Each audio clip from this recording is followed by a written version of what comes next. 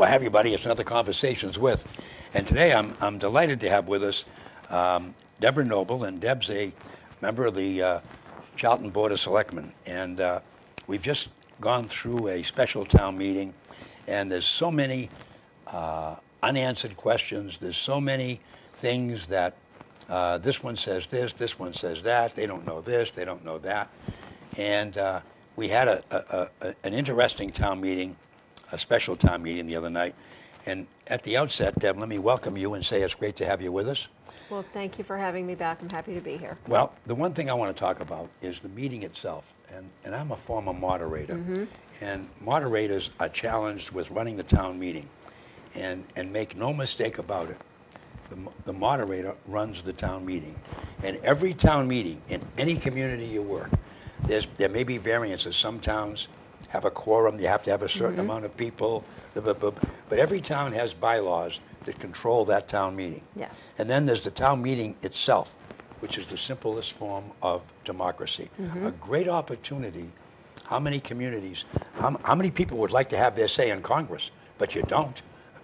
This is true. And when you do have your say before anybody in Washington, because I've been there and done that, your time is limited. Oh, yeah. Your time is limited.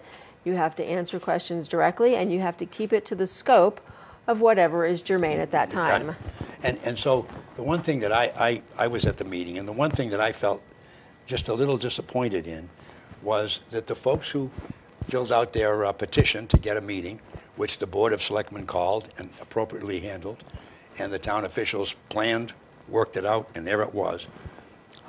There was some rancor at the meeting, which was very disappointing because town meetings must be run with decorum, and they are at the direction of the town moderator. Yes. And I thought she did an outstanding job and at a very difficult situation. Understanding it was a very controversial meeting. Got it. I understand it. And I understand people were passionate and people, those are all wonderful attributes. However, you must conduct yourself in an orderly manner. And when you must understand that it's right in the book. It tells you everything.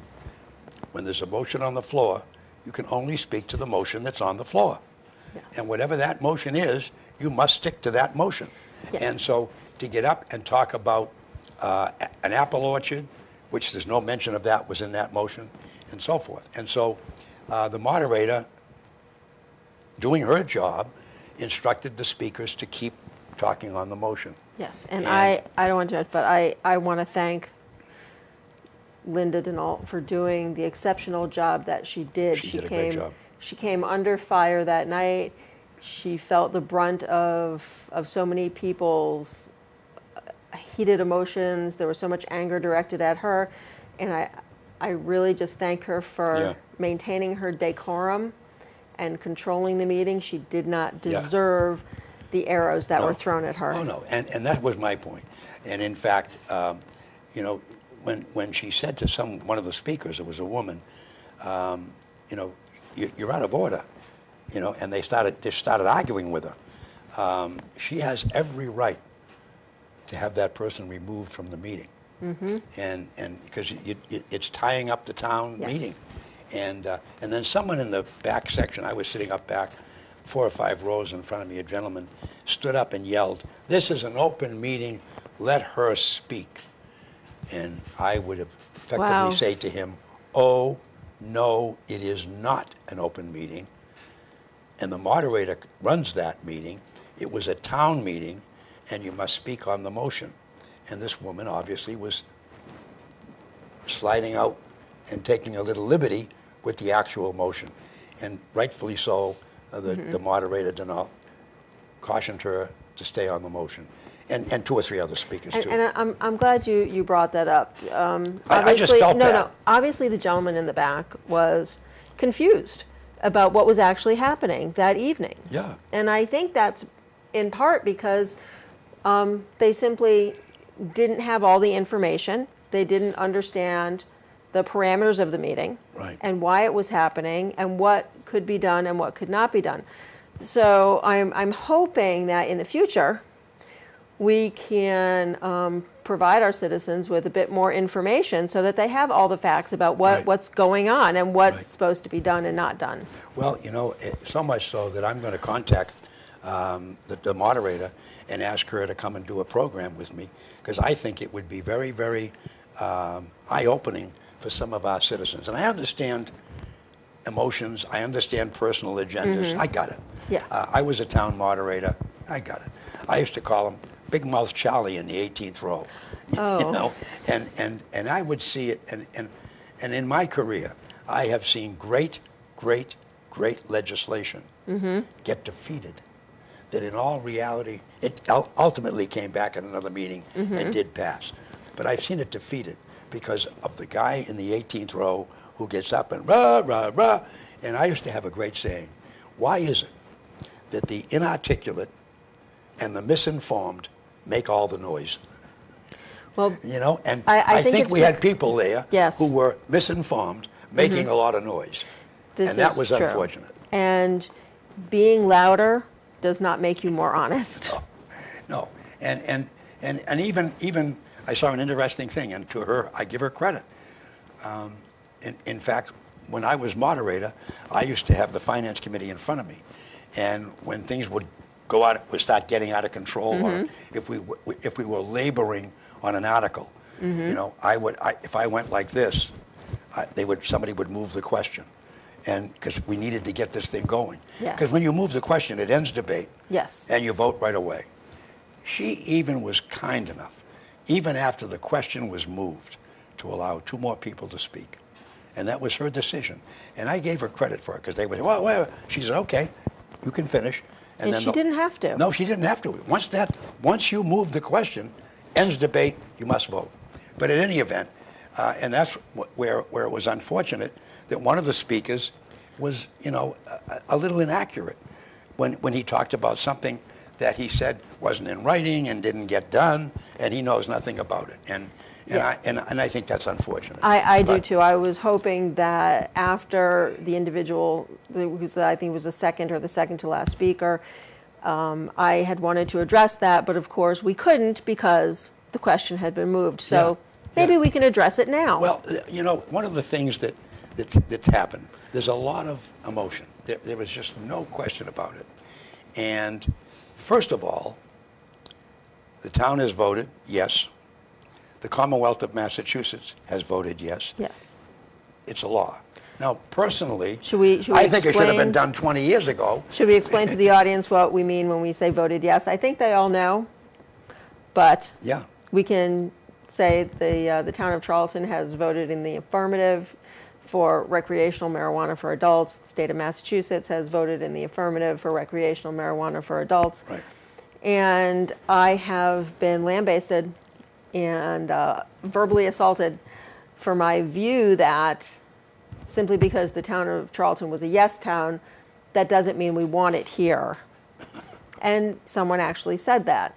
Okay, I respect your opinion, that's fine. Well, but and perhaps you voted no at the polls, but this individual had actually voted yes and still said, I voted yes, but I didn't want it here. Then he should have voted no. Then he should have voted no. You should always do your research Yeah. and vote appropriately. Yeah. That being said, a little honesty goes a long way, and I appreciated his being honest with me. Well, I think one of the things that happens when people are passionate about something and they have an agenda, and I call it, sometimes it's a single agenda. And I understand living on that road or living in that area, got it all. I'm certainly understand it. But at the same time, in the heat of the discussion, if you know something to be true, then you ought to say that, or else don't bring it up. Yes, One or the other. If you don't want it out, then don't say anything about it. that's right. But if you're going to bring it up, then you ought to at least say that there's a move afoot, that Yes. there is something, I've received something in writing, and so forth. Right. So And- at the town meeting, Selectman Sfarwitz mentioned very casually that there was talks and a plan moving forward to mitigate any and all property value or perceived property value loss Right. for all of the abutters. And that came up at the very end of the meeting. Right. And it may have gotten lost in the shuffle. Right. But one person in the audience picked up on it. Yeah. And he stood up and said, "Oh, no, no, there's nothing in writing, there's nothing on paper." Yeah. And I'm sorry, but that's not entirely true. No. Well, So I wanted to let right. folks know. They have been saying, please be more Well, transparent. let me explain what that all comes down to. Thank you. Many years ago, it's either 18 or 19 to be exact, the town of Charlton and its officials entered into an agreement with the Millennium Corporation for a power plant up on Route 169. Yes.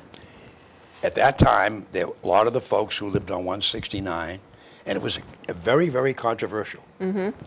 And a lot of folks were very, very concerned and really upset and wringing their hands over their property values. If that thing goes up, that big smokestack, whoa, gee, it's going to affect our property. I understand. The Millennium Corporation came back with a plan that was done, where they said, okay, we will have the Board of Assessors bring in an appraiser, and we will have every abutting property appraised Prior to the build.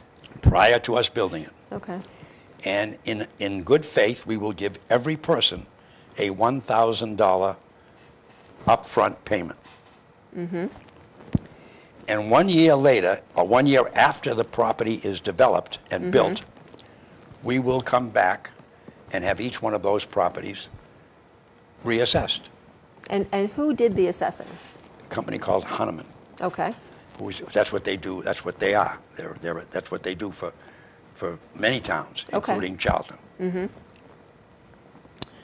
They came back and they did it again, and the plan was that if your property went down from what it was a year before, or before the plant was built, that the Millennium Corporation would give you that money. If it went down $5,000, they would give you $4,000 more, because they already gave you $1,000 as good faith. Yep. And if it went up, good for you. You got $1,000. Yep. Okay? You weren't penalized. You didn't have to give that No, money back. No, kept No. it. You could get the garage door fixed, put on a new roof, do what you had to do. Yep. And so the folks who are planning this property change at the Orchard, Valley Green Grow, yes. Valley Green, have said, wait a minute, that's a great idea, we'll do it. Can we get a copy of that agreement, and we'll do the same thing. Yes. Not only did they agree to do it, but they met with one of the proponents of Don't Do It, and the chief assessor in town, and sat down and said, okay, here it is, we'll do it. So- and a so- day or two later, sent an appropriate email saying that they would do it. They would do the same thing that was done 18 or 19 years ago or 20 years ago. And what was the response from the abutter? I wasn't at the meeting. I assume that he got the email. I assume that he was sitting there and heard it. And then this gentleman from Valley Green sent him an email saying, we'll do the same thing. So what we'd like people to know is that The abutter should know. the abutter should know. That's in place. What's important to know is that in June, it's now August. Yeah.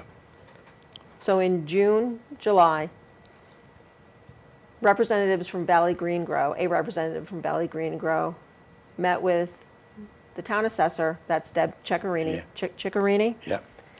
and one of the abutters, someone who is very active and involved in this situation. And they decided that the Millennium plan to mitigate the perceived property value damage could be fixed, it could be remedied. And I'm concerned that the other abutters don't know about this. And I think that that information should be shared more widely. So we're doing that today. Well, the thing is that unfortunately, in the heated debate and when it's controversial, and we certainly would recognize that it is, that things are left out, things are omitted, things are said that maybe weren't really clear.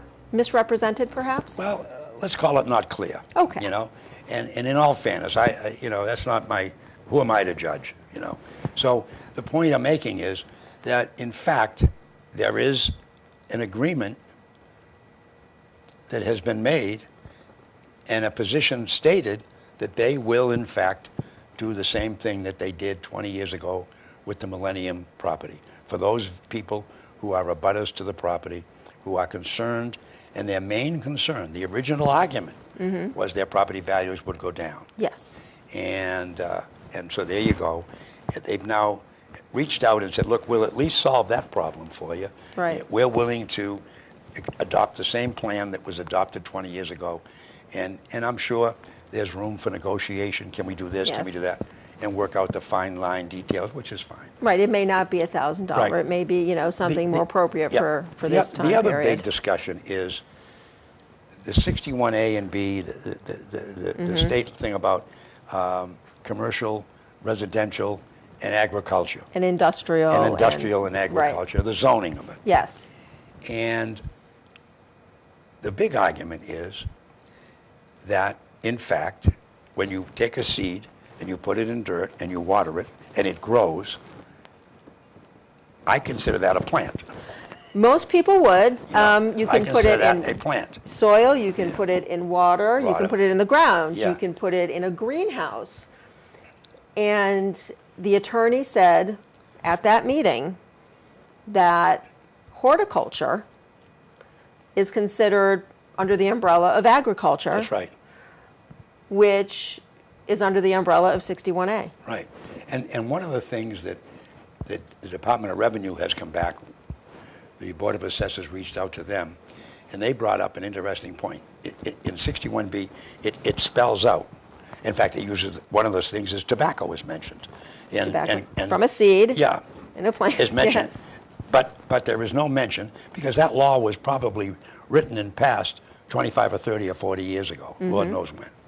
But in any event, it doesn't specifically mention cannabis, or more widely known as marijuana. And the DOR is saying that the legislature should really, at some point, make a decision on that. Absolutely. And either put it in, as a plant, and that solves the problem. Yes. Then that eliminates the argument that it doesn't specifically mention that.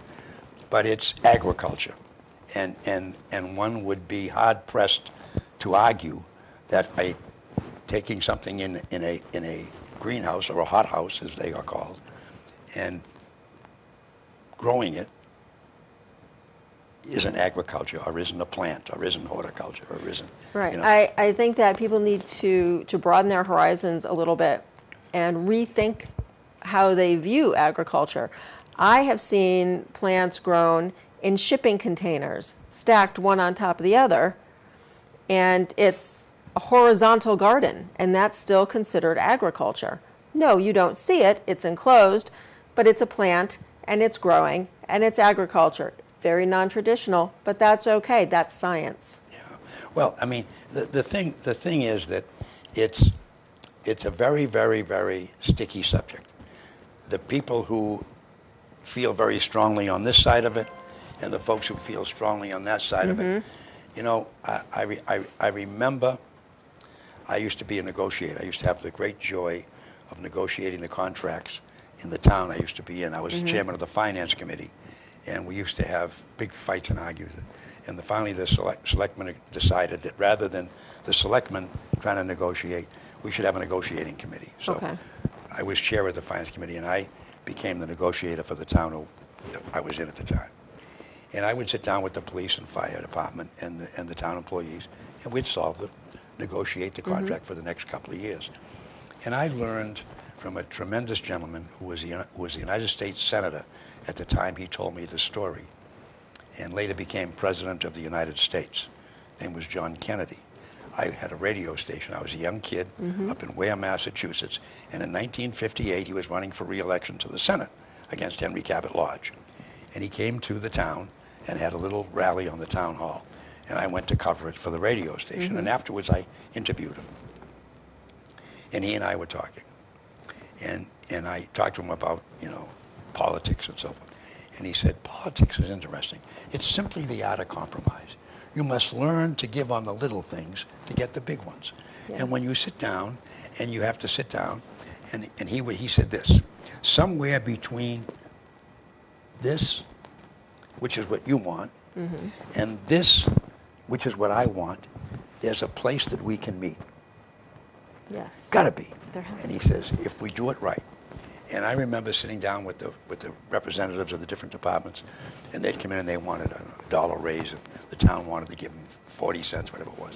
And I would start out with the meeting, and I'd say, look, somewhere between that buck that you want and the 40 cents the town says we'll give you, there's a number that you and I can both agree on. Yes. How fast do you want to get there?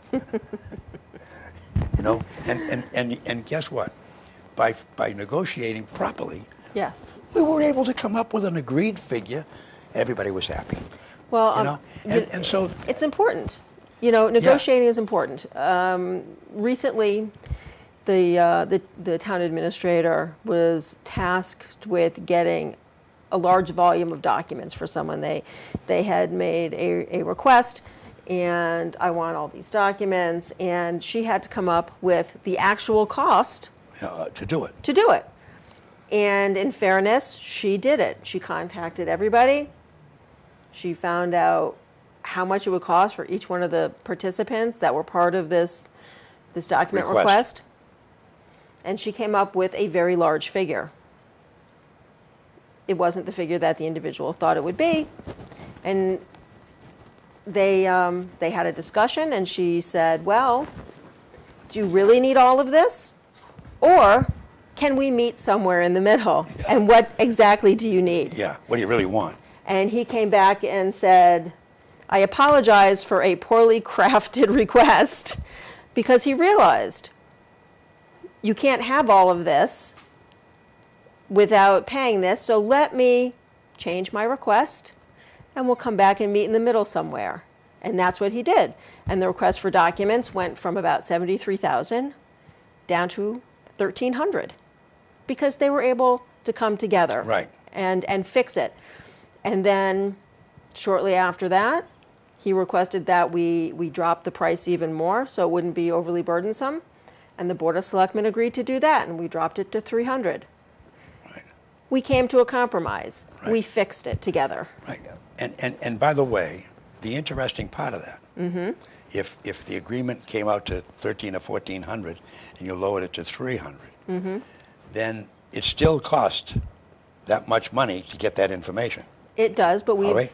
But let me finish. Okay. And the point I'm making is so that the town of Charlton participated and paid a portion of that request, Yes.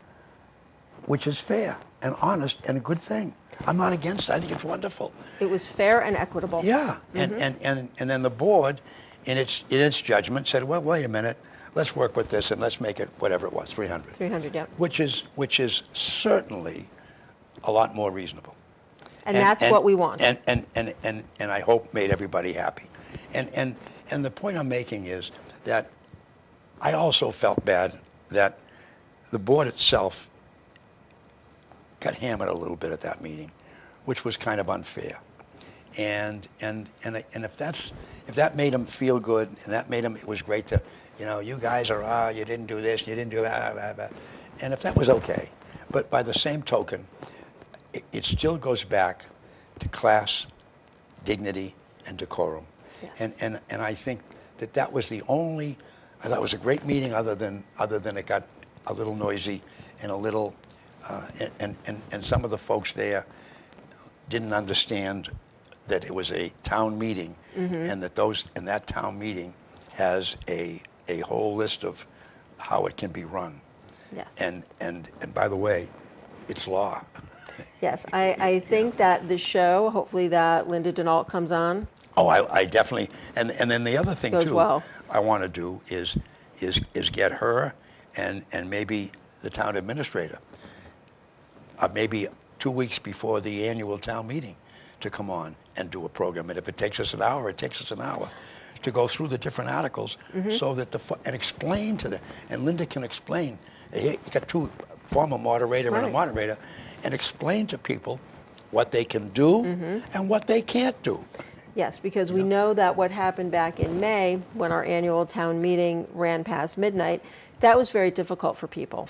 But if you can have the program with the two of them and have it well broadcast so that individuals going into the meeting are informed Yep. and they've had a chance to read everything and they know what it's all about, they're going to go in there and they're hopefully going to be ready to listen for a Right. bit and vote. And then the other thing too is I remember one year when I was at the other town, all of a sudden the selectmen called me up and they were in a tizzy. We had like 64 articles. And I said, we will never get through those articles in one night. Not going to happen. Oh yeah, but I said, it's not going to happen. I'm telling you, it's not going to happen. Nope. So I said, what we'll do, and it spells it, I looked it up, spells it right out. We set a time that at 10 o'clock, we would finish whatever we were on, and then we would adjourn. And that to a time and place, which would be the following Monday at 6 o'clock or 7 o'clock at the town, and finish. And we did that. We made that the first article. And that way, we were able to keep the people there. You know, they weren't all of a sudden you look out and there's 50 people left, you know. Right. And now they're voting on things that, you know. And they're exhausted, they're not thinking clearly, no one's Right. able to Everybody's really tired, everybody's tired, they're not Yeah. able to digest. And I have heard that since that Maytown meeting. Yeah. Is there a way? Yes, there is. And yes, there is a way to divide it if the meeting becomes so onerous and Yeah. so weighted down that we Yeah. know we can't get it done Yeah. the entire night. Yes, there is a way to do that. Yeah, and, and- I would encourage that, especially for Because the those two people things, that work. you have to adjourn it. See, there's two things, there's adjourn and dissolve. Yes. At the end of a regular town meeting, you dissolve it, because that ends the meeting and nothing can be changed. Yes. And if you adjourn it, that means it can be brought back again. So that's how you have to do it. But it's there, it's all spelled out in my little book, and it makes the process better for everybody. And that's what we know. really want to do, Yeah. is make the process better for the residents, Yeah. better for the town. Charlton is going through a transitional growth period right now, so I see town meetings as becoming longer. I said this, Deb, and I said this to a lot of people.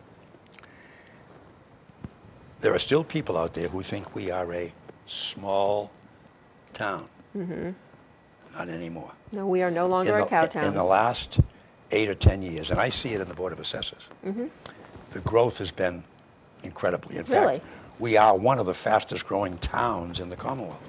Part of it's our low tax rate. Part of it's our great location. Part of it is we have 45 square miles of land, and people can find land to build on. And so we're going through this growth spurt, which is great for the town. Yes. But it's also putting pressure on that same town in that we have to get more fire trucks. We have to enlarge our police department. We have to get a new a public safety building. We have to help the school Yes. because there's more kids up there. Speaking of that, the beauty of something like this plan is it's what I call, when I was a chairman of the finance committee and now an assessor, unencumbered tax dollars. Yes. That means it goes right into the town because there's nobody going to school from there. You don't have to plow the roads. You don't have to light the street lights. Nope. It's his property. Yes. And it's unencumbered tax dollars. And that means nothing comes out of that. That goes directly to the town. So there are benefits. Yes. There could even be a direct benefit to the property owners, because if the plan goes through on Old Worcester Road, the revenue generated could be used to further lower the property taxes Oh, of sure. everyone in town. That's right. And that's extraordinary. Yeah, it is. It is. I would love to see that happen. Well, Deb, we've come to the end of a little program. Oh, no. It's great, and I want you to. I want to thank you very much. And we really should have a continuing on. This type of program is great, so that people become informed. Yes. And they know what's really going on, and they understand the benefits of anything. And I appreciate you having this program. because it's broadcast into people's homes, people who Right. can't get out to the Board of Selectmen Right. meetings, people who don't even have, perhaps don't have the internet Right. or the capacity Right. to see what's going on. You've provided a forum, and I hope that I can come back and keep doing this. You got a deal. Okay. There you are, folks. That's another Conversations With.